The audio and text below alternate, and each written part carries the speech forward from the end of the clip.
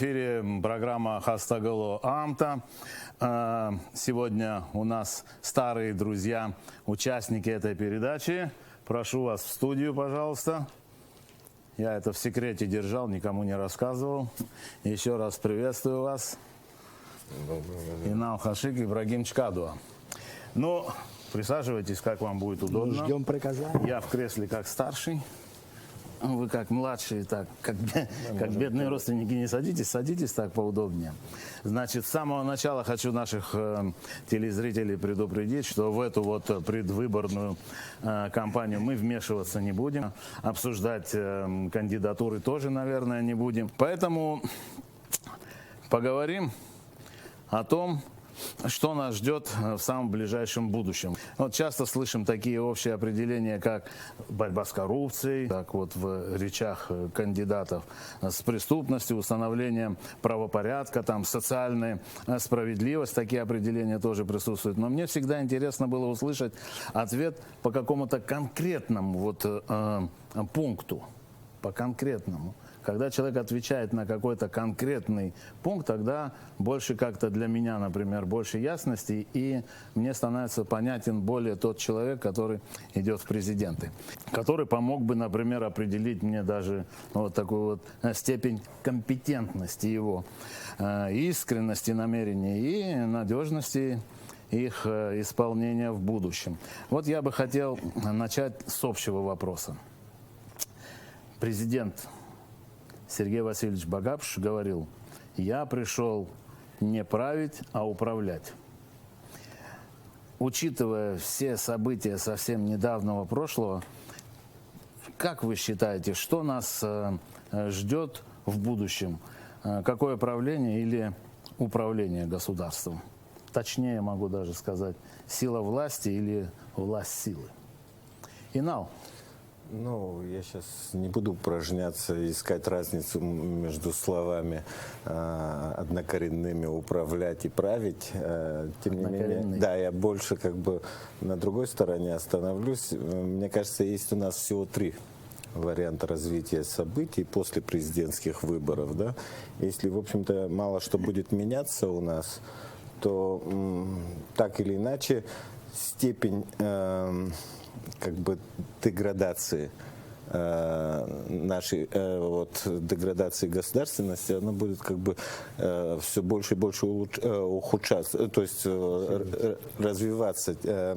Мне кажется, так или иначе, мы уже почти на грани ахлократии. Это власть толпы такая. Вот когда власть толпы, в общем-то... Власть масс. Давай масс, корректнее. Да. Ну, я как бы в точный перевод даю. И вот эта ахлократия, она так или иначе может перерасти в анархию, и следующая стадия, это, в общем-то, самый неутешительный для нас, это, конечно же, развал государства, в общем-то. Это вот я начал с самого худшего. Второй вариант, это, в общем-то, диктатура. Так или иначе, когда вот, это уже исторически, когда проверенная история, когда вот после этой вольницы, ахлократии и так далее, анархии и так далее, так или иначе все приходит в одну руку, одна власть, диктатура и так далее. И, твердая рука. Да, твердая рука, и наступает стадия наведения порядка такого жесткого. Тем более в нашем случае сейчас, когда все ссылаются на то, что прошлая власть, она как бы проявила некую слабость, и поэтому сейчас как-то некое обязательство такое на будущего президентства ложится, быть более сильным, да, проявить свою силу. Да, но, не может ли быть это некоторым таким подстрекательством? Но вы знаете, все-таки как бы в таком маленьком обществе диктатура, она может иметь, в общем-то, и как бы свою обратную сторону, и тоже, в принципе, может, опять же, привести вот к тому же первому варианту, да, самому пессимистичному, опять же, к развалу государственности абхазской тоже может привести. Есть третий вариант. Третий вариант – это все-таки провести реальный преобразования во всех сферах, начиная от системы управления, реформы экономические, в социальной сфере, конечно же, в правоохранительной сфере, где у нас есть огромные проблемы с разгулом криминала, коррупции и так далее. И если мы вот за эти реформы реально не возьмемся, пока мы только обычно в периоды выборов останавливаемся на вот таких на риторических тезисах о необходимости этих реформ, а в общем-то дальше у нас никогда не сдвигается с места. И если мы этого не сделаем, то нас ждут вот какой-либо из первых двух сценариев. Слушай, так все ты хорошо объясняешь, но я, честно говоря, когда ты подошел к третьему, уже забыл, что было в первом. Охлократия, понятно. Так, попробовал пошутить просто, чтобы у тебя тоже настроение было, и предупредить о том, что хронометраж у нас небольшой. Да. Всего 35 Я не стал минут вдаваться, описывать все эти... Да. Инал, вот это так, 3 варианта твоих, да? Я бы потом хотел поговорить о другом уже, о том, какие меры будут принимать кандидаты конкретно по каким-то вот направлениям. Ну, как ты считаешь, вообще, какое управление нас ждет в будущем? Ну, я боюсь, что у меня пессимизм тоже присутствует. Не меньше. Не меньше, он может быть чуть другого склада, и может он даже более худший. Я боюсь, что такое положение будет продолжаться может еще достаточно долго продолжаться. Какое такое положение? Ну, вот как сейчас, вот так, когда достаточно все рыхло и такое состояние полураспада. Потому что есть система мер, которые просто необходимо сразу делать. И там вот сейчас говорят о конституционной реформе, там, в реформе в выборном законодательстве. И есть более глобальный, который требует не такого, может, оперативного, но его нужно хорошо продумать, иметь деньги, людей, возможности, план, и его притворить. А пока нет ни первого, ни второго, ничего такого нет. Поэтому я боюсь, что судя по раскладу, который сейчас складывается, это все-таки этот водораздел того раскола 2004 года, он так или иначе переносится и на эти выборы тоже. И хотя новые персонажи появились, но все равно вот эти отголоски этого сложного, можно сказать, проклятого 2004 года, он все-таки шлейфом до сих пор тянется. А вообще, конечно, тут столько проблем, что даже не знаю, с чего начать. Я, например, когда вот сейчас какие-то дискуссии идут, я как-то говорил об этом и готов еще раз сказать. Опять же, у нас очень много вообще все говорят и везде говорят. И проблема в том, что с этим у нас все в порядке, с говорильней, а вот с реализацией всегда проблемы. Ну, я, например, считаю, что 5-летний срок президентский достаточно длинный для такой маленькой страны.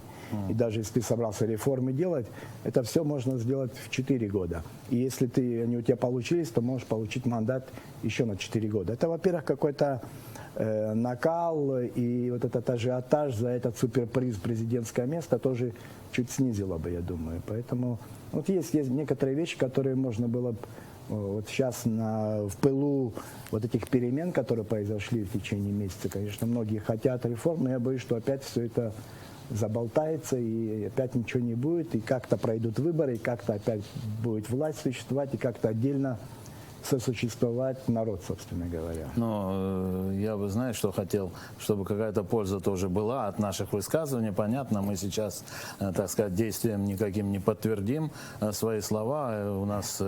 Нам это не в нашей власти это. Вот. Но все-таки, знаете, чтобы какая-то польза была, я бы хотел задать тебе еще раз, Инал, один вопрос. Вот такой вот. Какой ты бы вопрос задал, например, который бы проявил для тебя вот степень компетентности того или иного кандидата? Ну, может, даже не компетентности, а, наверное, искренности. Мне кажется, у нас очень часто привыкли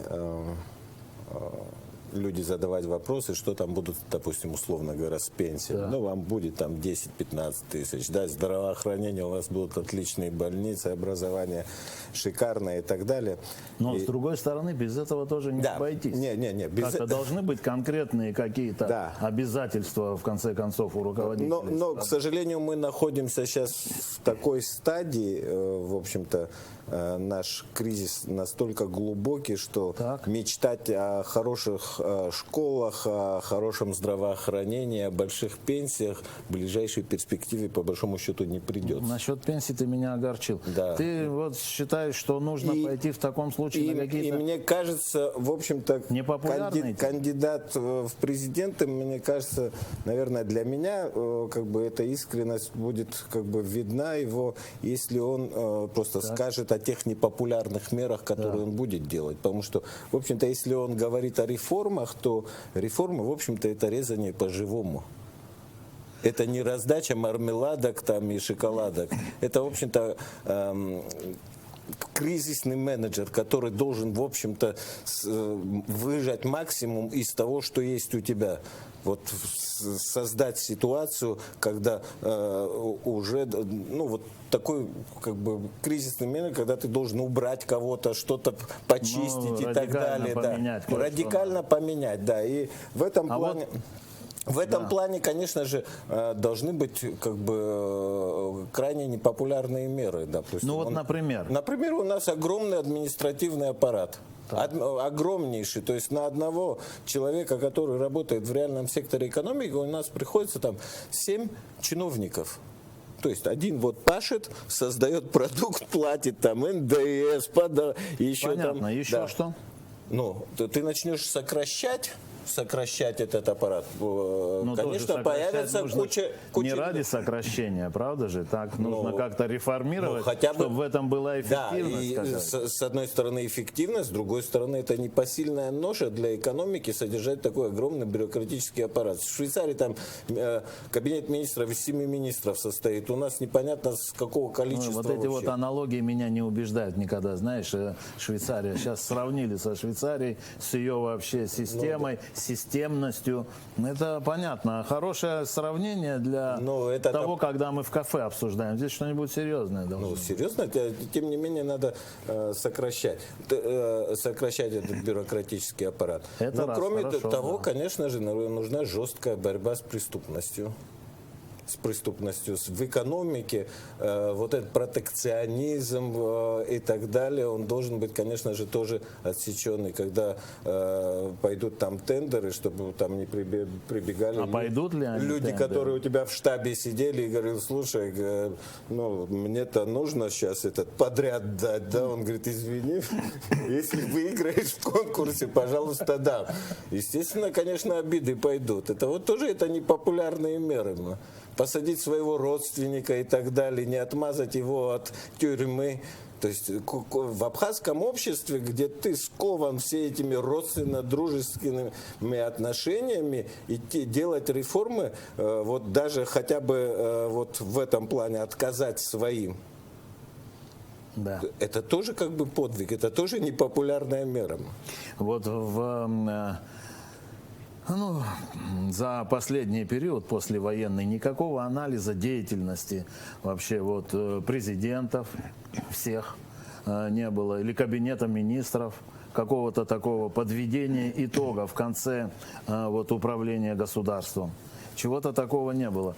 Я у тебя хочу спросить, вот мы до этого, естественно, постоянно обсуждаем, и эту тему тоже, да. Вот у тебя было предложение, чтобы они отчитались, скажем, за 100 дней своего управления, и конкретно, чтобы там было указано именно, что сделано, чтобы это все было наглядно, и дальше уже как-то прорабатывалась эта тема такой, грубо говоря, отчетности вообще тех, кто управляет страной.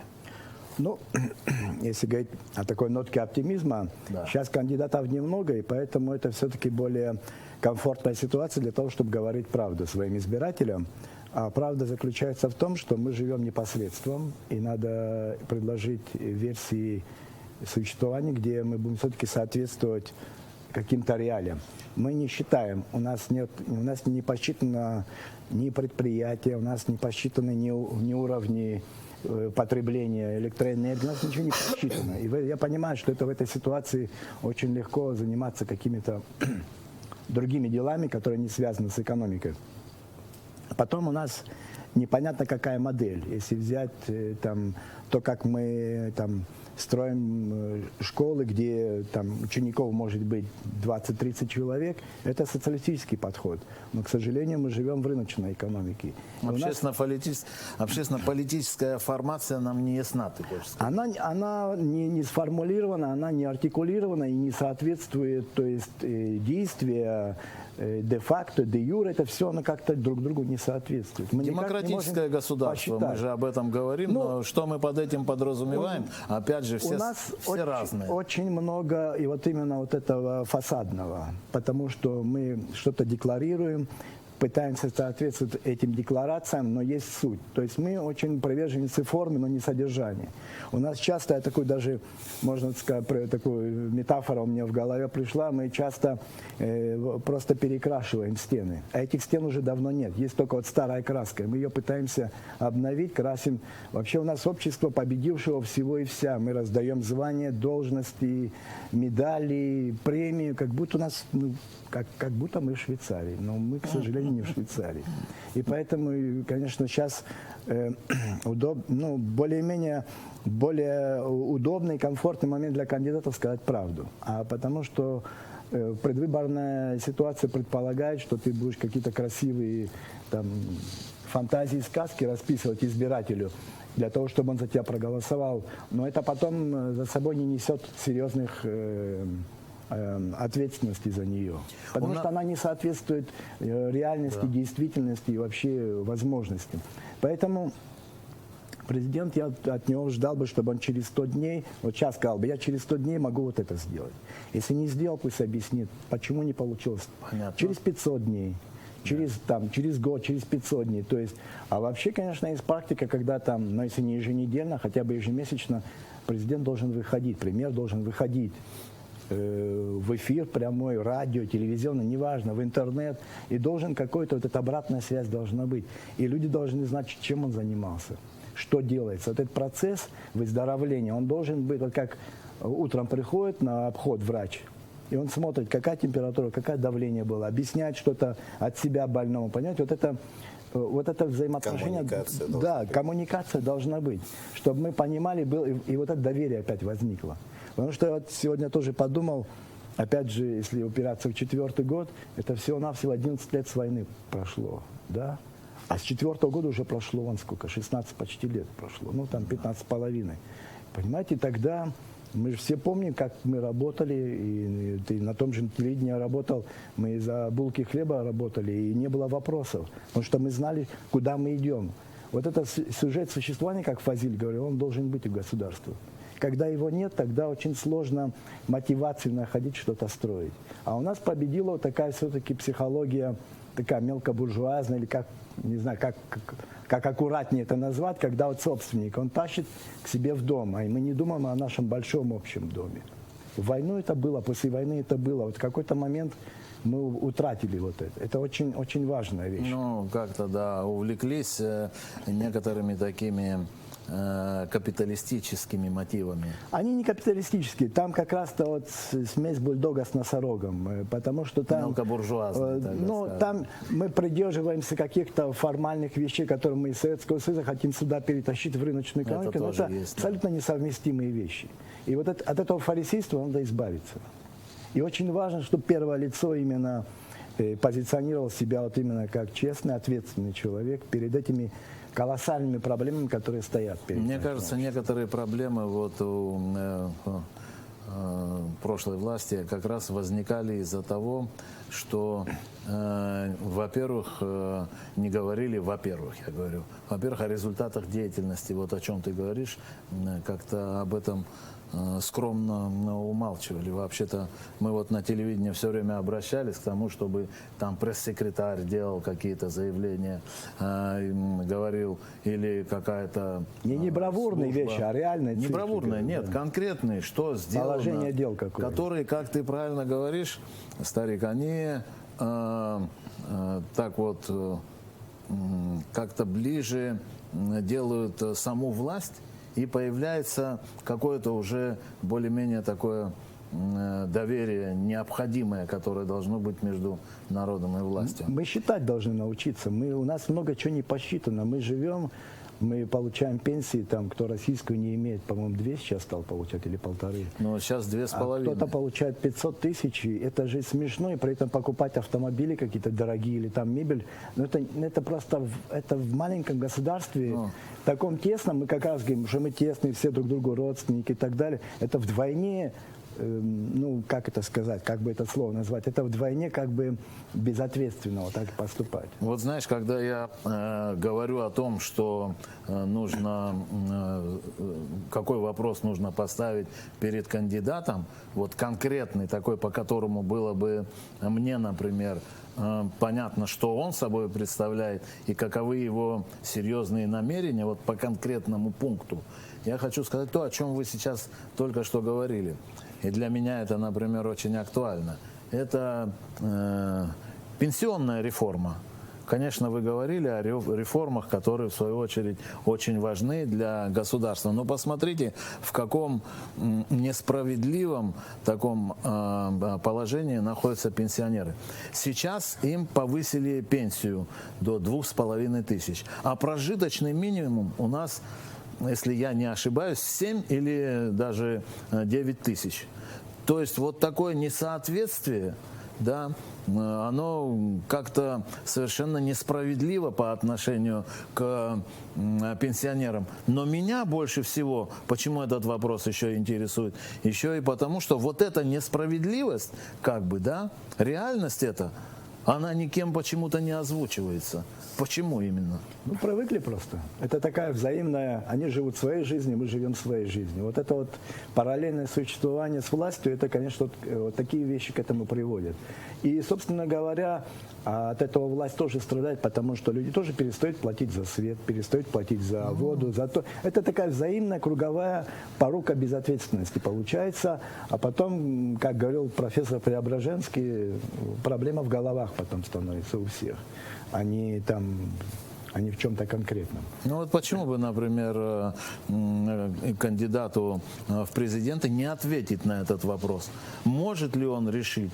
Будет ли он решать эту проблему? И в конце концов, когда он это сделает по времени, например, тоже?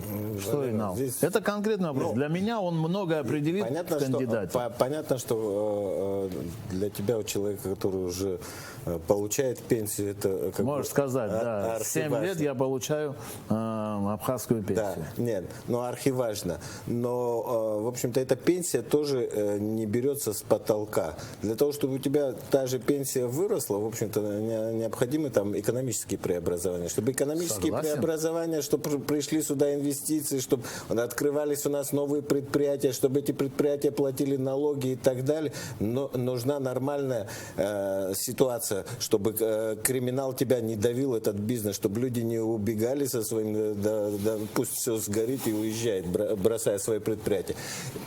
Откуда эти деньги взять? Эти деньги берутся с тех же налогов. Но когда у тебя экономика не растет, а сужается, скажи спасибо, что у тебя вот эти 2500 есть. Так что твоя пенсия никогда не будет больше, если у нас не наладится, не пойдет рост, экономический рост не пойдет, если у нас криминогенная ситуация не улучшится, если система управления государством не станет более эффективной. У тебя будет та же самая пенсия, а может быть даже с перебоями будет, если вот ничего не изменится. Ты знаешь, мне еще что вот показалось, что во всяком случае мне с высоты своего возраста, значит, показалось, что очень много как бы проблем у нас в обеспечении вот такого, знаете, справедливого отношения к пенсионерам. Проблем много, потому что ситуация вообще экономическая, она какая-то совершенно разболтанная, это во-первых. А во-вторых, в этом все время присутствует какой-то преступный замысел. Вы посмотрите, сколько денег своровано. Какие огромные суммы начинают. К чему я озвучивать? К чему я это говорю? Вот бы эти суммы вернуть и пенсионную коробочку. Есть вопрос, кто вернет. Да, понятное дело, я сейчас фантазирую, конечно, никто и не вернет, но с другой стороны, все должно быть четко определено. И куда должны поступать эти деньги, и каким образом, если эти деньги разворовываются, это влияет на нас, в том числе на пенсионеров. Сейчас многие, например, не думают о том, что если кто-то из бюджета или там еще из каких-то из налогов, например, что-то не уплатил, это как раз и сказывается на нашем состоянии пенсионеров. Потому что напрямую никто не говорит, что если вот эти вот деньги украли, там называют суммы бешеные 600 миллионов, 200 миллионов. Значит, вот из-за этого нет роста экономики, и, собственно говоря, вопрос с пенсионерами тоже не решается. Напрямую не решается именно с пенсионерами. Я понимаю, что это не первый вопрос. Конечно, ты правильно говоришь, фундамент должен быть для того, чтобы поднять пенсию пенсионерам. Но такая несправедливость, она вообще в развитых государствах и средней развитости государств, наверное, не существует. Хотя в некоторых государствах, как в Японии, например, вообще нету пенсии. Нет, в Японии есть. Мы же договорились, в пример суперудачных стран не будем Когда в произносить, блудные потому что- жили, в Японии есть пенсия. На самом деле у нас очень богатая страна той же электроэнергией. У нас одна из крупнейших в Европе гидростанций, и есть возможности для маленьких станций. И мы должны, по идее, экспортировать электроэнергию. Это сейчас многие виды продуктов и деятельности подвержены там ревизии, они перестают в современной экономике приносить доход, но электроэнергия еще долго, если не всегда, будет приносить доход. А мы как не относимся? Мы ее выпрашиваем у наших соседей. Это просто, когда у тебя чего-то нет априори, это понятно, можно еще попросить. Но когда ты сидишь на этом и бездумно этим пользуешься, и потом растрачиваешь и просишь у соседей, это просто, не знаю, мне кажется, вот это достоинство мы государственное тоже начинаем утрачивать. Его надо восстанавливать. Вы знаете, что еще мне кажется, что для того, чтобы вот то, с чего мы начинали вообще разговор о власти, о сильной власти, вот о том, что нас ожидает вообще в будущем, какие методы правления приблизительно, вот так вот можно сегодня уже представить эти методы в будущем. Но знаете, что меня еще настраивает, если возвращаться вот к первому вопросу, что меня как бы настораживает? То, что вот раньше у нас была в государстве такая цикличность возмущения народа. Письма писали, когда на площади демонстрации устраивали каждые где-то, если я не ошибаюсь, 10, да? 9 лет. Сейчас некоторые сроки сократились эти, и мы теперь внутренние проблемы, возмущение наше, оно как бы происходит каждые 5 лет. Вот. И, к сожалению, никаких преобразований и вот этого вот урока истории, мне кажется, не наступает. Мы же все знаем, что, собственно говоря, приводит вот к тому, как заканчиваются некоторые сроки правления. Вот. А что нужно сделать для того, чтобы, в общем-то, как-то уже на следующую ступень поднялась и система управления, и методы управления, и так далее? Что и так далее, я не знаю, но и так далее. Гегель говорил, единственный урок, который можно извлечь из истории народов, то, что они сами никогда этого не делали. Это вот абсолютно к нам относится, потому что, вы посмотрите, наша история, она тоже сплошь комплементарная. У нас она состоит только из героев и рыцарей. Но так не бывает тоже. Мы вот этого критического взгляда, без него не может быть и эволюции, без него не может быть движения критического, самокритического. Но не может всего быть в стране быть 3000 кавалеров Ахзапша, то есть чести и славы, да, при этом человека, которого можно было бы назвать там, я не знаю, совестью нации, нет. То есть не, есть, но может да, быть. то есть вот, нет. Вот при конфликтных ситуациях, которые у нас внутриполитических происходят, вот человека, к которому можно прийти и которого послушали бы и те, и другие, тоже нет. То есть это проблема огромная у нас. И мне кажется, для нас очень важно, раньше все-таки, когда вот старину в абхазцы. Честь и слава — это ты всю жизнь, каждым днем доказывал, работал на свое имя. А у нас сегодня очень легко пошел, я извиняюсь, челичну, там сделали тебя запша, там ты еще там с кем-то переговоришь, может тебе вторую степень дадут, да, а если там вообще поговоришь сильно, можно даже первую степень дать. И, ну, это ж, когда тебе дают этот орден, это не означает, что ты есть и честно, и справедливо. То есть вот этот длинный путь как-то слишком укоротили. Длинный путь до бесконечности, когда человек жил ради своего имени, чести, чтобы как бы она была не запятнана, то есть он должен был до последнего своего вздоха вот так себя держать, чтобы никто про тебя ничего плохого не сказал. Сегодня уже, чтобы стать честным и порядочным, ну, как бы условно, да, путь очень короткий, там, дойти до администрации президента, с кем-то переговорить, чтобы вытащили указ, там, подписали, и тебе дали вот эту побрякушку, и, в общем-то, здесь все и закончилось. Не обязательно уже, как бы, жить по совести, ну, ты уже кавалер.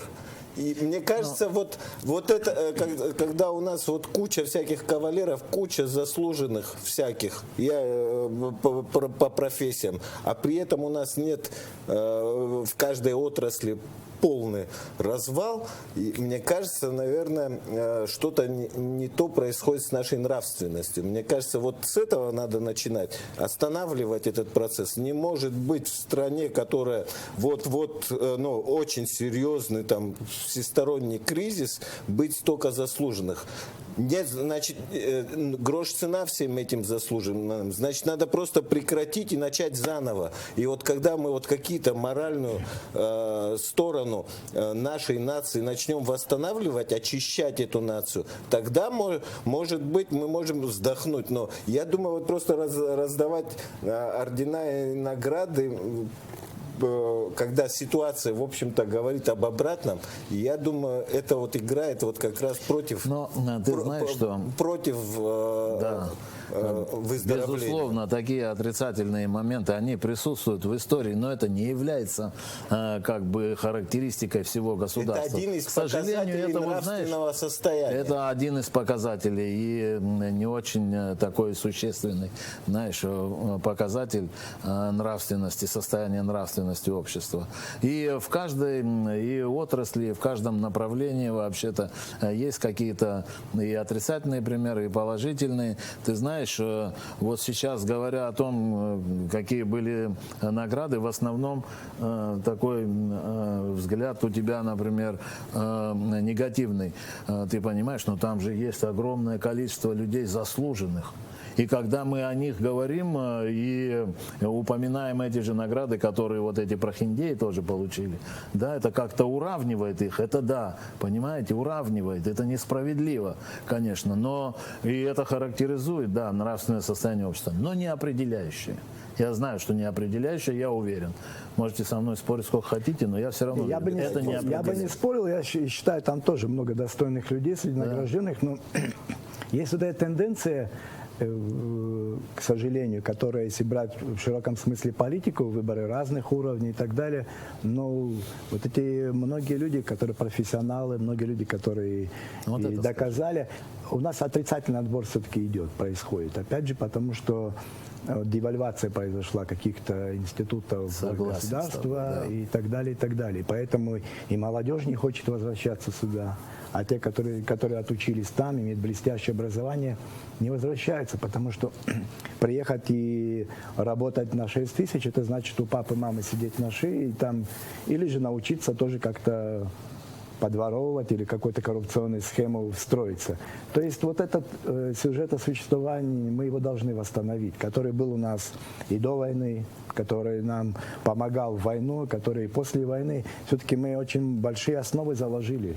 Это понятно, и лидер был такой лидер был просто уникальный, который, конечно, вот эти основы государства настолько крепкими заложил, что мы при своем разгильдяйстве уже которые десятилетия не можем его развалить, но оно тоже не вечно. Оно, я чувствую, уже вот тоже на... С другой стороны, Ты Валера, почти что нужны подвел все-таки итог, цели. теперь ты подведи Но, итог тоже все-таки, разговору. у этого государства должны быть цели. К чему он стремится? Согласен с тобой. Допустим, в советское время, когда вот эти все сходы были, да, то есть мы знали, за что мы боремся. Мы там боролись за то, чтобы как бы не потерять свою идентичность, наш народ не потерял свою идентичность, чтобы наша автономия, она не стала опять как бы не нагнулась под грузинским давлением и так далее. Потом была война, то есть в войну было выжить, победить. А уже после войны, когда блокада была, любой ценой выжить, переждать вот это, как вот это тяжелое время, и потом как бы строить все равно государство свое. Потом уже, когда эту блокаду отменили, все-таки было выстраивать это государство, чтобы еще и нас признали. Но когда нас признали, после этого, мне кажется, мы какие-то ориентиры все-таки потеряли. Нам показалось, что мы поставили точку, что все, можно теперь как бы жить. Жизнь удалась. Да, жизнь удалась, и можно жить в собственное удовольствие. И мы, в общем-то, в реальности стали заниматься, вот, мне кажется, это такой некий демонтаж абхазской государственности именно в тот момент пошел, когда мы потеряли какую-то цель. У нас не оказалось общей цели. И сейчас у нас никто не может, я думаю, сформулировать общую цель, вот так, не задумываясь. Нет этой общей цели. И вот это для нас проблема. И мы должны все-таки сформулировать эту общую цель, мы должны сформулировать в тезисах, пошагово сделать эту дорожную карту, что нам нужно сделать для достижения этой цели. Да, пусть она будет далека, но мы должны продвигаться к этой цели. Вот эту дорожную карту сделать и сообща, не разделившись мой-твой.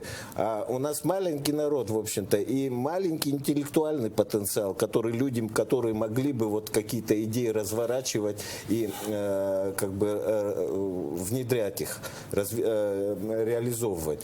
И нам нужно вот этот потенциал подтянуть, то есть только сообща мы можем продвигать нашу государственность вперед. Не оттягивать ее назад, а именно продвигать. Но в той ситуации, в которой мы сейчас находимся, как бы, если эта тенденция не поменяется, то нас просто ждет вот те первые два варианта, о которых я говорил в самом начале. Ну, не скажу, что я очень удовлетворен подведением ваших Я хотел бы итогов. еще добавить одну ремарку. Да. Мне кажется, очень важно, один из краеугольных проблем, которые у нас есть, это проблема нашей изоляции. Все-таки как бы мы ни храбрились, она очень негативную роль сыграла. И поэтому нам нужно во что бы то ни стало ломать эту изоляцию, которая вокруг нас сложилась. И международную, экономическую, политическую, образовательную. И потому что изоляцию в своих мозгах, мне кажется, очень важно все-таки отставание у нас на 20-30 лет. И строительство государства – это ежедневная работа. Но без ума, без интеллекта в современном мире государство не выживет. Поэтому надо и друзьям, и союзникам, и врагам, и их союзникам всем говорить, что это, во-первых, нарушает все права, на которых сейчас вроде бы цивилизация существует. Мы не можем нормально учиться, развиваться и так далее, и так далее. Это просто негуманно, это не по-человечески, поэтому это, конечно, для внешнего актора, говорю. Для внутреннего нас никто не освобождает от ответственности за жизнь наших детей, за судьбу государства. Но нам нужно туда тоже очень много усилий направить, чтобы прорвать ту изоляцию, в которой мы находимся уже который десяток лет. Ну, что я вам скажу, конечно... На этой веселой ноте не скажешь. Что-то совсем не веселая вообще-то нота, но да... Передача наша называется «Гастаголу Амта», что в буквальном переводе значит «время, в котором стоим», но на самом деле это настоящее время вообще-то. Да, вот то, что сегодня наши телезрители услышали от вас, а я присоединяюсь к вашему мнению, несмотря на то, что оно пессимистическое такое, вот я думаю, что на сегодняшний день ситуация действительно близка к тому, о чем вы говорите, и мы будем заканчивать с пессимизмом Я думаю, на сегодня пессимизма достаточно. Вот, и с нашими телезрителями попрощаемся. Ибрагим Чкадуа, Инал Хашик. По-дружески сегодня и по старой памяти, как участники наших прошлых проектов Хастагулу Амта, сегодня были в нашей студии, в гостиной нашей и поделились своими соображениями. С вами прощаемся сегодня. Всего доброго. Спасибо. Будьте здоровы.